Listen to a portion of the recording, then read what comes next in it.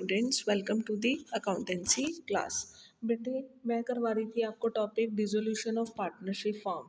Dissolution of partnership firm के अंदर बेटा मैं आपको जर्नल एंट्रीज करवा रही थी, जिसके अंदर मैंने आपको एसेट साइड की एंट्रीज बताई थी।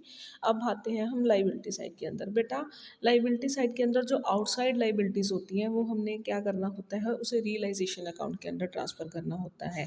क्योंकि लाइबिलिटीज़ जो हैं वो बैलेंस शीट की लाइबिलिटी साइड होती है और लाइबिलिटीज़ का बैलेंस क्या होता है, क्रेडिट बैलेंस। तो इसीलिए इसे रियलाइजेशन अकाउंट की कौन सी साइड ट्रांसफ़र करेंगे, क्रेडिट साइड के अंदर। तो क्रेडिट साइड के अंदर मीन्स बाय, तो इसका मतलब हम एंट्री क्या करेंगे, liabilities account debit to realisation. और बाद में फिर हमने उन लाइबिलिटीज़ को क्या करना है, पे करना है। तो पेमेंट की एंट्री क्या होएगी, realisation account debit to bank account. तो यहाँ पे हमने लाइबिलिटीज़ को क्या कर दिया, पे कर दिया। ये है उसको पे करने की एंट्री। रियलाइजेशन पे करते टाइम बेटा रियलाइजेशन अकाउंट डेबिट हो जाएगा और सेल करते टाइम रियलाइजेशन अकाउंट क्रेडिट हो जाएगा। तो एंट्री क्या हो जाएगी, realisation account debit to bank account. Next देखो बेटा, for a liability which a partner take responsibility to discharge. कई बार जो है एक पार्टनर कह देते हैं कि इस लाइबिलिटी को मैं पे कर दूंगा, ठीक है। तो मीन्स एक्सपेंस किसका है, फर्म का ही है। रियलाइजेशन अकाउंट डेबिट हो जाएगा टू, पेमेंट किसको करनी है, पार्टनर को, क्योंकि इस लाइबिलिटी की पेमेंट किसने करी है, पार्टनर ने करनी है और फर्म ने अभी पेमेंट किसको करनी है, पार्टनर को। तो एंट्री क्या हो जाएगी, realisation account debit to partners capital account. Next, for settlement with the creditor through transfer of asset when the creditor accept an asset in full and the final settlement of his account, no journal entry needs to be recorded। कई बार क्या होता है बेटा, कोई creditor जो है जिसको हमने पैसे देने होते हैं, ठीक है, वो कहता है कि मैं एक एसेट ले लेता हूँ, या हम किसी लाइबिलिटी की सेटलमेंट किसी एसेट के साथ कर देते हैं फुल, ठीक है। तो उस केस के अंदर कोई जर्नल एंट्री जो है पास आउट नहीं होती। But if creditor accept an asset only as part payment of his or her dues, मतलब कुछ एक पेमेंट ही लेता है, ज़्यादा पेमेंट वो नहीं लेता, ठीक है। वो कहते हैं कि वो अपनी मतलब if an creditor accept an asset only as a part, कुछ एक पार्ट के तौर पे ही ले रहा है, ठीक है। देन द एंट्री क्या होगी, then the entry will be made for cash payment only. For example, जैसे creditor to whom ₹10,000 was due, ठीक है। एक क्रेडिटर को हमने 10,000 देने हैं, बट उसने ऑफिस इक्विपमेंट कितने की ली है, 8,000 रुपये की ली है। तो अभी हमने उसे 2,000 रुपीज़ पे करने बाकी है ना। तो एंट्री क्या होएगी फिर, realisation account debit to bank account, ठीक है। और अगर कोई क्रेडिटर जो है वो एसेट एक्सेप्ट करता है जिसकी वैल्यू उसके ड्यूज से ज़्यादा है, तो डिफरेंस वो फर्म को पे भी करेगा। तब एंट्री क्या हो जाएगी, bank account debit to realisation account, ठीक है। नेक्स्ट एंट्री है रियलाइजेशन एक्सपेंसेस की। बेटा, जब बिजनेस डिसॉल्व होता है तो उसकी डिसोल्यूशन के ऊपर एक्सपेंसेस भी होते हैं, खर्चे भी होते हैं, ठीक है। So when some expenses are incurred and paid by the firm in the process of realisation of asset and payment in liabilities. अगर कुछ एक मतलब जो है एक्सपेंसेस इनकर हो रहे हैं या फर्म पे कर रही है एसेट्स को रियलाइज करने पे और लाइबिलिटीज़ को पे करने पे, तो एक्सपेंस किसका है, फर्म का है। और फर्म के एक्सपेंसेस के अंदर ऑलवेज कौन सा अकाउंट डेबिट होता है, रियलाइजेशन अकाउंट। तो एंट्री क्या होगी, realisation account debit to bank account. और व्हेन रियलाइजेशन एक्सपेंसेस पे कौन कर रहा है, पार्टनर कर रहा है, किसके बिहाफ पे, फर्म के बिहाफ पे। मींस पार्टनर पेमेंट कर रहा है, फर्म के बिहाफ पे पेमेंट कर रहा है। तो उस केस के अंदर एक्सपेंस तो किसका है, फर्म का ही है, तो रियलाइजेशन अकाउंट डेबिट होगा टू। अब फर्म ने पैसे किसको देने हैं, अब फर्म ने पेमेंट किसको करनी है, फर्म ने पेमेंट करनी है पार्टनर को। तो क्या आएगा, to partners capital account, because एक बार पेमेंट जो है वो पार्टनर ने कर दी फर्म के बिहाफ पे, ठीक है। तो अब पेमेंट किसने करनी है, फर्म ने करनी है, किसको करनी है, पार्टनर को करनी है, ठीक है। When a partner has agreed to bear the realisation expenses, जब पार्टनर ने कह दिया कि रियलाइजेशन एक्सपेंसेस कौन बियर करेगा, मैं करूँगा। If payment of realisation expenses is made by firm, हालांकि एक्सपेंस किसका है, पार्टनर का, बट एक बार बियर कौन कर रहा है, एक बार पे कौन कर रहा है, पार्टनर कर रहा है। तो फर्म ने पैसे किससे लेने हैं, अब पार्टनर से लेने हैं, तो partners capital account debit to bank, ठीक है।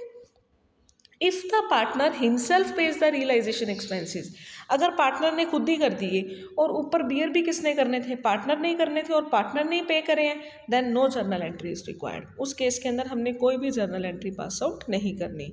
बेटा एक नोट है, कहते हैं in the absence of information about who is paying the expenses, अगर आपको इन्फॉर्मेशन नहीं गिवन कि इसकी पेमेंट कौन कर रहा है, then it is implied that expenses are paid by the partner expense कौन केयर कर रहा है? पार्टनर कर रहा है, who has agreed to bear expenses, जिसने एग्री किया था कि मैं एक्सपेंसेस बियर करूँगा, ठीक है। नेक्स्ट है for agreed remuneration to such partner who agrees to undertake the dissolution of work। अब इसके अंदर डिसोल्यूशन वर्क किसने एग्री किया था? पार्टनर ने किया था। कहते हैं अब उसको क्या मिलेगी? फिर रेम्यूनरेशन मिलेगी। जब पार्टनर ने एग्री किया था कि मैं फर्म का डिसोल्यूशन करूंगा तो उसके बदले में रेम्यूनरेशन भी तो उसी को मिलेगी ना। तो ये रेम्यूनरेशन ने देनी है, फर्म ने देनी है। फर्म ने देनी है तो realisation account debit, because it is the expense of the firm. तो रियलाइजेशन अकाउंट डेबिट टू किसको देनी है? पार्टनर को। तो टू पार्टनर्स कैपिटल अकाउंट, ठीक है। For realisation of any unrecorded assets including goodwill. अब हमने क्या करना है? एसेट्स, बेटा अगर कोई अनरिकॉर्डेड एसेट्स जो हैं वो क्या हो जाती हैं? वो सेल हो जाती है। अनरिकॉर्डेड एसेट कोई भी सेल होती है, then what comes in? Bank account debit to realisation account, ठीक है। तो इस तरह से ये वाली एंट्री पास आउट होगी। नेक्स्ट देखो बेटा, for settlement of any unrecorded liability. बेटा अगर आपकी कोई अनरिकॉर्डेड लाइबिलिटी थी जो कि आपकी रिकॉर्ड नहीं थी, अगर वो आपको अब आपकी अराइज हो जाती है और आपको पेमेंट करनी पड़ती है तो फर्म का एक्सपेंस हो गया। So realisation account debit to bank account. So बेटा जब जब फर्म का एक्सपेंस होगा, लॉस होगा, रियलाइजेशन अकाउंट डेबिट होगा। जब जब फर्म की इनकम होगी, गेन होगा, रियलाइजेशन अकाउंट क्रेडिट होगा, ठीक है।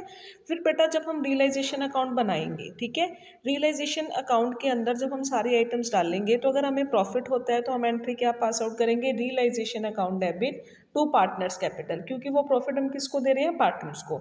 और अगर लॉस होता है तो पार्टनर्स लेके आएंगे, तो partners capital account debit to realisation account. बेटा इस तरह से मतलब ये रियलाइजेशन अकाउंट जब मैं आपको प्रिपेयर करवाऊंगी ना, तब आपको पता लगेगा कि ये एंट्री किस तरह से पास आउट हुई है, ठीक है। नेक्स्ट है for settlement of loan by a firm to a partner.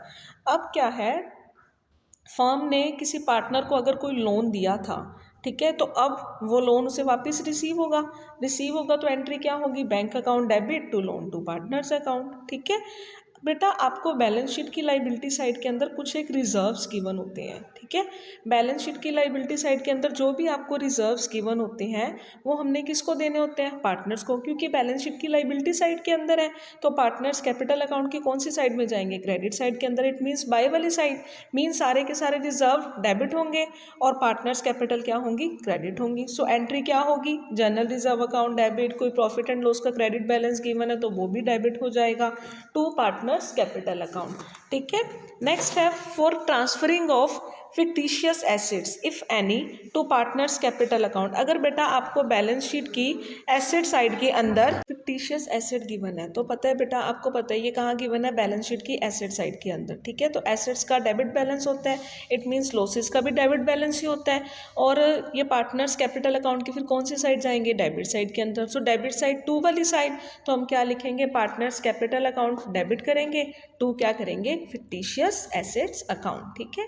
Next है बेटा, अगर पार्टनर ने फर्म को कोई लोन दिया हुआ था तो उस लोन की रीपेमेंट होगी, एंट्री क्या हो जाएगी? Partners loan account debit to bank account, ठीक है। एंड में बेटा हम पार्टनर्स के कैपिटल अकाउंट बनाएंगे। जब हम पार्टनर्स के कैपिटल अकाउंट बनाएंगे बेटा तो उसका जो डिफरेंस आता है, पीछे जब हम उनका रीवैल्यूएशन अकाउंट बनाते थे उसके बाद पार्टनर्स अकाउंट बनाते थे तो डिफरेंस लिखते थे टू बैलेंस कैरी डाउन या बाय बैलेंस कैरी डाउन। क्योंकि अब हमारी फर्म बंद हो रही है, ठीक है, बुक्स क्लोज हो जाएंगी, तो अब जो डिफरेंस आएगा पार्टनर्स कैपिटल अकाउंट बना के वो या तो आएगा बाय बैंक या फिर क्या आएगा? To bank. वो हम कैपिटल अकाउंट बना के पता चलेगा बेटा। अगर तो पार्टनर कैपिटल अकाउंट का डेबिट बैलेंस आता है, ठीक है, तो उस केस के अंदर हम क्या लिखेंगे? फिर अगर आपको पता है कि if the partner capital account shows a debit balance after posting of रिबंडेंट रिबाउंड एंट्रीज फॉर्म्स, अगर सारी की सारी एंट्रीज डालने के बाद अगर आपकी जो है डेबिट साइड ज़्यादा आती है, क्रेडिट साइड कम आती है, मगर इस मीन्स डेबिट बैलेंस आता है तो हम क्या लिखेंगे? By bank. और अगर आपकी क्रेडिट साइड ज़्यादा आती है, डेबिट साइड कम आती है, तो हम क्या लिखेंगे उस केस के अंदर? टू बैंक, ठीक है।